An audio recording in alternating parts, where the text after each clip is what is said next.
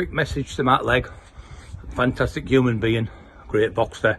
Got to remember, Matt was working, labouring, and he got a chance to fight AJ. He had 4 weeks to prepare for it, and he still had the bottle to get in that ring and fight AJ. Fought in Wembley in front of thousands of people, and he did absolutely fantastic. Just want to say what a great friend he is. I'm proud to call him my friend. I love him to bits, and he's a great guy. He's one guy you don't want against you. You want him on your side.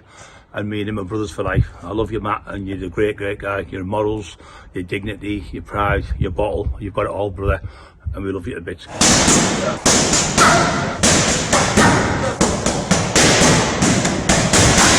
Hi guys, hope you're well. So here I am with boxer Matt Legg. Great privilege to be here with him. Matt Legg has fought some fantastic fighters, and he's going to talk about that, and he's also going to talk about his past. So great to have you here, Matt. Thank you for having me, Liam. Yeah, been a long time I've known you and loved all your work so far, as we said. But fantastic. Yeah, thank you for having me. That's brilliant. Well, I'm going to start. I've got a little list of questions here, and I've also got some subscriber questions and people on Facebook who've asked questions. And we're going to start with the big fight that you had was with Anthony Joshua. Now, I know you've talked about this before, but you know what actually was it like on the day? How did you feel about going in? It was because it was the first fight, I think, at Wembley. It was on the Froch Groves bill, is that right? On the Froch Groves rematch, it was meant to be the biggest night in British boxing, 90,000 people, and me and Anthony Joshua were the first fight on, 6 o'clock in the evening, and I'll be honest, I don't normally get much nerves in fights, but on that particular one, it was a big and massive occasion, and I was fighting one of the hardest punchers in the country, and he was knocking everyone out double quick. So I had a bit more nerves on that particular one, but I just thought I'm going to go out, give it everything. The plan was to go out and give it everything I had for 2 rounds, and just everything, full on attack, and then if I haven't took him out, just take the consequences, basically. Because you went straight in, and I mean, you really had a go, didn't you? Yeah, that was the tactic, just full on attack, which is my style anyway, normally. And I mean, even Tyson Fury called up the day before and said, give it everything you've got for 1 round, kick him in the nuts, headbutt him, bite him. He was joking, obviously, but the principle was, just give it everything. And it didn't work out, but I was 38 years old at the time, and AJ was the Olympic champion up and coming, and 24 years old, and for me to attack him like that was a bit of a sort of dangerous mission, but I gave it a go, and I think I was the first person to actually put it on him, and it was working well for the first half of the round. But, I mean, he was. You had him in a corner at one point, and you were really having a go, weren't you? Got him in the corner. I mean, I was slipping underneath the jabs, and he didn't get me any jabs. I was pushing him back, and then he caught me through the gloves at one point. I put my gloves up, and he caught me for 1, 2, 3. And even through the gloves, the power of the punches shocked me. I've never been hit that hard. Is that the hardest you've ever been hit? Yeah, without a doubt. I've been sparring over the years with people like Danny Williams, Matt Skelton, Derek Chisora, Tyson Fury, and his power was another level. So it put me off my game plan, and then I sort of bent forward, and then he uppercutted me and broke my eye socket. Blimey. What was the actual build-up like, being involved, and did you have to do a lot of press and things like that? Yeah. I mean, what was it like? The build-up was good because it was such a big fight, high profile. Yeah. Well, the night was. I mean, our fight was on the undercard, but the press conferences were good. We had Sky Sports obviously were doing it, and we had a lot of face-to-face offs. Me and Anthony at Wembley Stadium, we did a nice face-off, and it was good to be at a real big press conference for the first time. What was he like as a person? He's brilliant. He's brilliant. I mean, I found out just the day before, 2 days before the fight. I spoke to Ricky English, who you know as well. Yeah. And Ricky said to me, he goes, Anthony Joshua used to look up to you when he was a kid. He used to come in the gym and see you, because I boxed in Watford. When you boxed in Watford, was that the town hall? Or what was that was when I was professional. Yeah, I did box there. Yeah. But when I was amateur as well, I used to box out at Watford with Ricky English. Yeah. And Ricky trained me amateur and pro. He was a great trainer. And he said Anthony used to come in, and Anthony was supporting me all the time.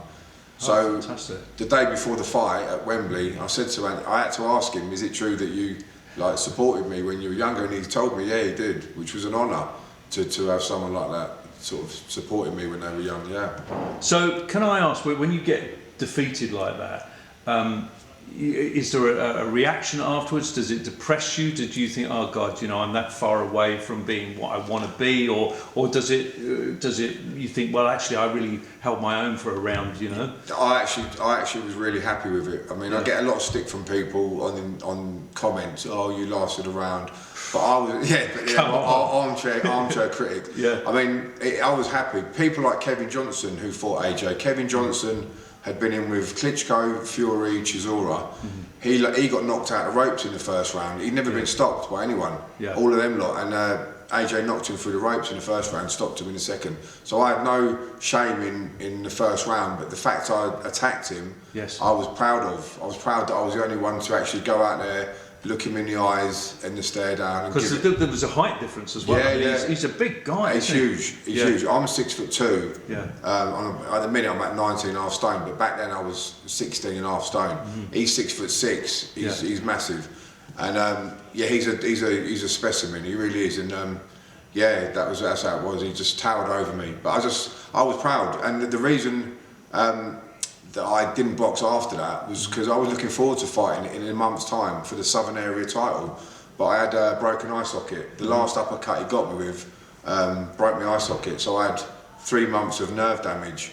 And in that time I got a job working in Liverpool, and the boxing sort of fell away, but I was dying to fight again, because to fight anyone after AJ would seem, in my head, would seem easy. Yes. Was that your very last fight then? That was the very last fight, but I was dying to get back in because of the publicity and all of that. I thought this is the start of something good.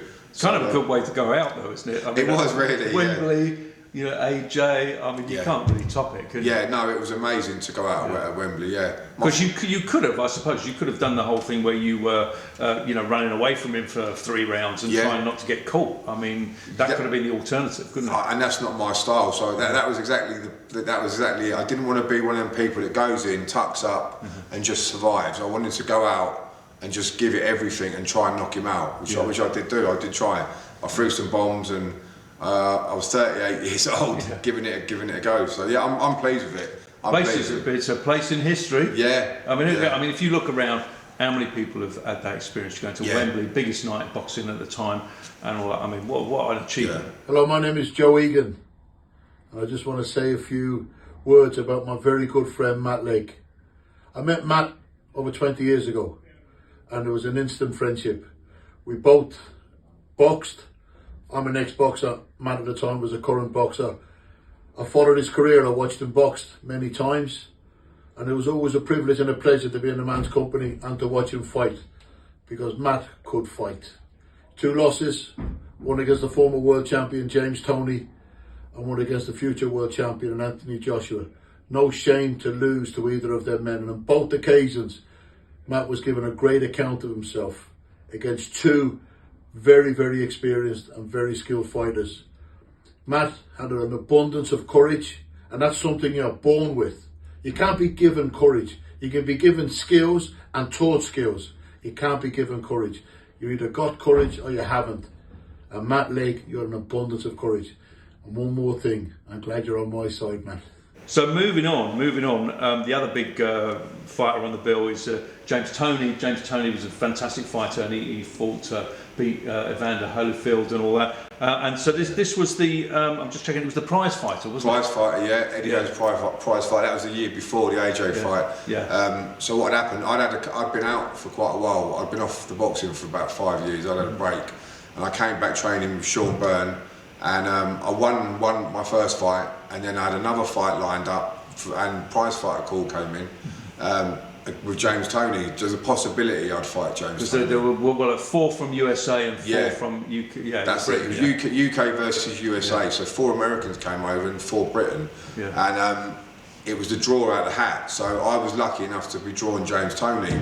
Yeah. And the day before the fight, we sat in the hotel. We were all in the hotel together. Am I right in thinking that he wasn't very pleasant? He wasn't before the fight, but after the fight, he was brilliant. Yeah. Before the fight, he stayed up in his room and he wouldn't come down and socialise. Yeah. Whereas the other American team members sat with us and had dinner with the British team. Yeah. And we were all chatting, and they said to me, Matt, when you fight James Toney, you cannot knock him out. Because he's had 90 fights, professional, at world level in most of them, and he's never been knocked out. So they said to me, you've got to just touch him and move, which is why when I boxed James Toney, I didn't go on a full-on attack.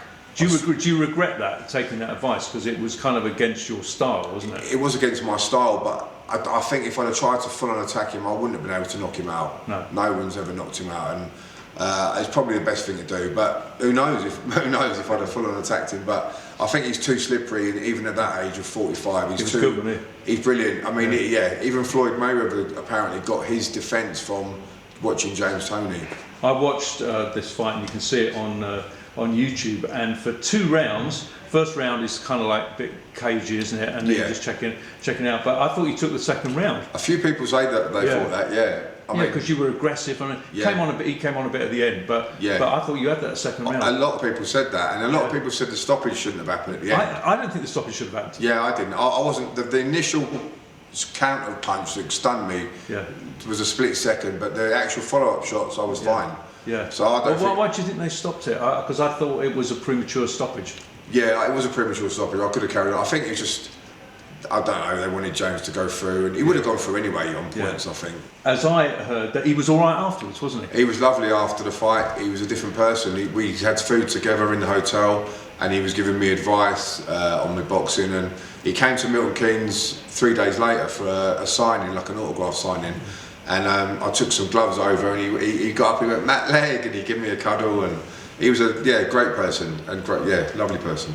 So you mentioned earlier, and I've kind of got a list here of some of the fighters that you've sparred with, and it's like a sort of who's who of all the Brit top names. You've got like Tyson Fury, Matt Skelton, Derek Chisora, Danny Williams, Pele Reid, Mark Potter. Who would you say was your toughest sparring session out of that lot? Toughest out of the sparring out of those, well, Tyson Fury, this is just when he was about British level, he'd written on Facebook, because he was on Facebook then, he put, all you British heavyweights, you're all pussies, none of you will spar me, let alone fight me. So I went on the Facebook and said, I'll spar you, how much are you paying? And he came back with 10 grand if you can knock me out. So I went up there, well, I asked him how much he was paying if I didn't knock him out, and it was a good little wage for doing a few rounds. So I got on the train the following day. I wasn't fit, I hadn't boxed in about 2 years, but I just thought it'd be good to spar with possibly a future world champion. So I went on the train to Manchester to spar myself the next day. Tyson and his brother Shane picked me up from the train station, and we drove over to the caravan site, and got in, and Shane got in, did a round, then I got in and sparred with Tyson, and couldn't even see him, let alone hit him a lot of the time. He was that good. I think I landed one big left hook at the end, and he just shook it off. So what is it like? So he's standing opposite you, and he's a really tall guy. How do you approach a sparring session with him? Or would you just see what's coming at you and then react accordingly? Or how does it work? Against someone like Tyson, it's so difficult because he's so unorthodox, and he's so tall and so rangy. When he throws a jab and leans back, he's on the other side of the ring. And I'm quite a short-arm fighter, so I try and get in, but he was just too good. Too good. His movement is fantastic. We sparred another time. Once I sparred Huey and Tyson the same day, and I couldn't even set my feet because Tyson was going around me so fast. I actually put my arms down and started laughing at the speed of him. And Peter Fury was watching, and I said, "What can I do?" Yeah. But I sparred. How do you rate him? Even back then, this is a few years, but even then I said he will be the best in the world. Yeah. And but he, in terms of the hardest sparring I've had. I just want to stop you there because I was going to say, because you've been in with AJ and you've been in with Tyson Fury, who would you predict? I've always said this. I think Tyson would win with the boxing. AJ's a harder puncher, and but Tyson's just such a natural, gifted boxer, and he's so hard to hit. And as we've seen now, he's got a chin. He can get up from knockdowns. You'd have to nail him to canvas. But I'd always put Tyson just to beat anyone. So I didn't mean to interrupt, but you were going to talk about other people that you sparred and all that. Back Danny Williams was great to spar with, but I was a novice pro, so he sort of played with us and took it easy. Yeah. Derek Chisora I had some good spars with, and I did really well against Derek Chisora. Anyone that was watching would tell you that.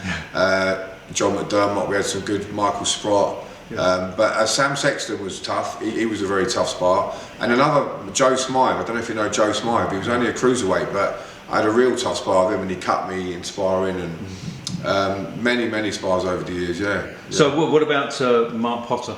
Yeah, I did a couple of rounds with Mark Potter at the very beginning of my career, because we were in the same stable. I was initially with Kenny Maloney, which is Frank Maloney then, and Frank Warren, and me and Mark were in that Sports Network stable. And I did a little light round with Mark back in the day. I love Mark, yeah, he's a great fellow and a great fighter. We do need to say, and I'm sure you know about it, Mark has got cancer at the moment. He's got a Just Giving page, so I'm going to put the link below. If you were going to give something to Mark, that would be fantastic. He's a great bloke, isn't he? Yeah, he's a great bloke, Mark, and a great fighter, and yeah, it's a real shame to hear that. Yeah, and there's also a big fight night. There's a few fight nights with the IBA, and also Club KO putting on events, so it's well worth trying to get involved in that if you can.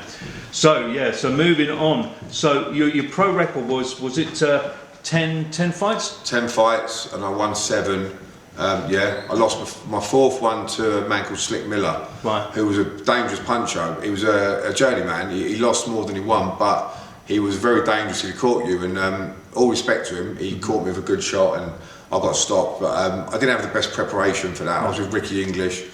I didn't even see Ricky for the training camp. I trained myself pretty much, and a few things I shouldn't have gone in ahead with the fight. But no excuses. Slick Miller, even if I was in full health, he could have still beaten me.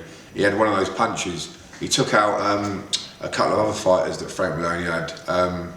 Huey Robertson. I know Huey. He took out Huey, and he took out another Danny, another fella. Yeah. But he had a habit of taking out Frank Maloney's prospects, and it happens he did with me. Do you regret not having more professional fights? Because you had injuries, you had knee injuries, didn't you, and stuff like that. How far do you think you could have gone? I've got a thing here that Norman Buckland said that he reckoned that you could have boxed any fighter that ever lived. So, do you feel you could have gone much further? I mean, Norman gives me high praise indeed, but I think I could have been going on the sparring, how I did in sparring against British and European champions. I think I could have been British level, but all my inactivity and stuff like that, it was a shame, because I would have had a lot more fights. I had 5 years out in the beginning, then I had another 6 years out, so I had 11 years out. So, but saying that, if I'd have had that time boxing, I might not have ever fought James Toney and Anthony Joshua. So I think it's all worked out. I'm happy how it worked out in the end. Yeah, fantastic. So before that, you were an amateur, and I was looking at some of the fights. You had a big one with Paul Joyce, didn't you? Yeah, Big Paul. That was well worth watching that on YouTube, isn't it? Yeah, Big Paul Joyce was undefeated, wasn't he? Unbeaten in bare knuckle and boxing when I fought him. He was 6'5", 25 stone. Yeah, he was huge, wasn't he? Yeah, very fast though, very fast, and very game. I've been a bare knuckle fighter as well, and one of the best fighters at that time in the Joyce family. And it's on video, it's on my YouTube channel, and maybe it won't be on this one. Yeah. But a great fight that was, and I was losing the first round. He was all over me, but I just dug deep and just kept on going, which I do. And now I got the win. Yeah, I got the first win over him, which was a good fight. So while we've mentioned your YouTube channel, tell us what it's called so that people can do subscribe to Matt's YouTube. Thank you. Yeah, it's just Matt Legg. Matt Legg, and you'll see me on there, my picture, boxing, But I'd be grateful for anyone who subscribes, appreciate that. Because it's got you just talking about boxing on there, and it's also got your old fights and everything else like that, so well worth having a look at. Thank you. So yes, tell us more about the amateur career. So was it Ricky English and Sean Byrne training you then, or how was it? Initially, in the amateurs, I was with clubs in Milton Keynes. I was with various clubs in Newport Pagnell and all around Milton Keynes. And then I went with Ricky English towards the end, but I had my last 10 fights with Ricky, and Ricky really improved me. He got my punch power and my head movement. Ricky saw me like a Mike Tyson type style, and he really got me rolling underneath shots. And with Ricky, I had 10 amateur fights, and I won 9. Most of them were stoppages, and they were all title fights against champions. So I won all the novices, then I went all the way through to the ABA final at super heavyweight, and I lost by, I think it was 2 points or 1 point to the ABA champion, and it was a close fight. And he was the only man to beat me in the amateurs. Matthew Granger he was. So I did really well with Ricky, and That rolling thing, I think, didn't Jim Watt mention that in the commentary in the fight against AJ? So that you had that rolling style and all that. So you kept that throughout your career. Kept that style, yeah. The way I came out against Anthony Joshua was how Ricky taught me. Yeah. It was a low rolling and getting underneath, and Sean Burns also taught me the same. The step to the side, Sean Burns was teaching me.